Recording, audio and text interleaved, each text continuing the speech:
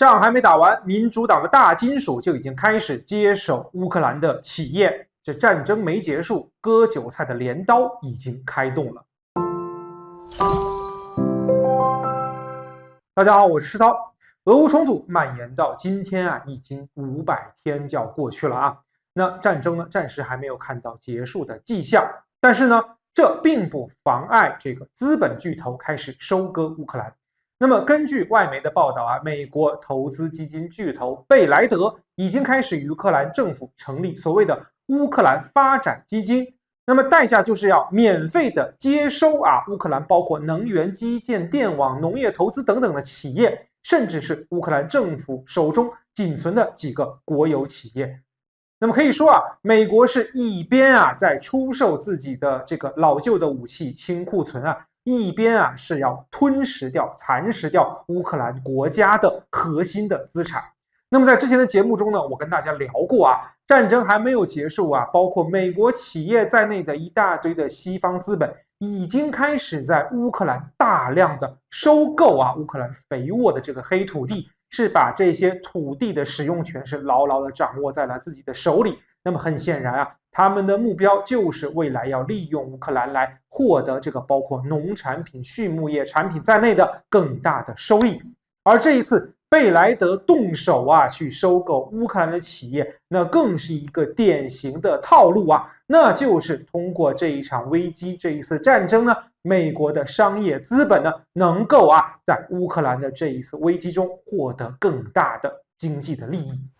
这个贝莱德公司一直被称为是这个美国民主党政府背后最大的金主，甚至于有说法就是谁来当总统要听听贝莱德怎么选。那么这一家这个资本大鳄在美国的这个实力大家就可见一斑了。那么这一次由贝莱德出手对乌克兰的这一些企业，特别是国有企业进行免费的收购那么可以说这正是美国之前在背后拱火怂恿俄乌发生冲突的最根本的一个原因之一正是看到了有机会在这样的冲突中收割乌克兰的一些比较优质的资产美国政府以及其背后的这一些资本才会怂恿这个乌克兰政府不断的挑战俄罗斯的底线也最终是导致了俄乌冲突这个很悲剧性的爆发。但是这个死再多的乌克兰人对于美国的资本来说只要能挣到钱都是可以接受的。因此网上有这么个评论我觉得很有道理，那就是美国不惜与俄罗斯开战直到战死最后一个乌克兰人。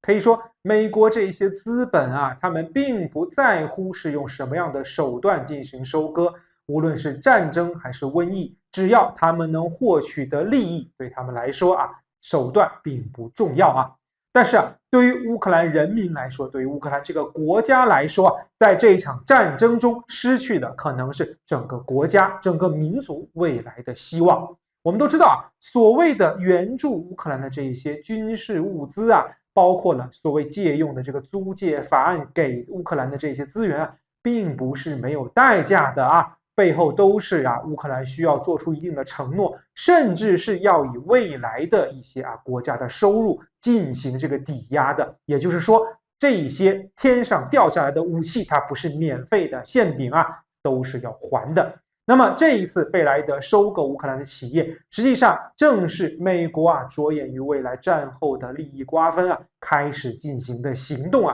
也是美国更加深入的控制乌克兰的一个开始。那么我们说战争是所有人所厌恶的，却是资本所最喜欢的一种危机的方式。在危机中，资本可以得到更大的扩张。那么对这种资本控制下的战争，我们更是要抱以极大的警惕毕竟全世界的人民都是热爱和平的，但资本并不考虑这些它只考虑如何最大的增值。而这将使他最终站在全世界热爱和平的人民的对立面。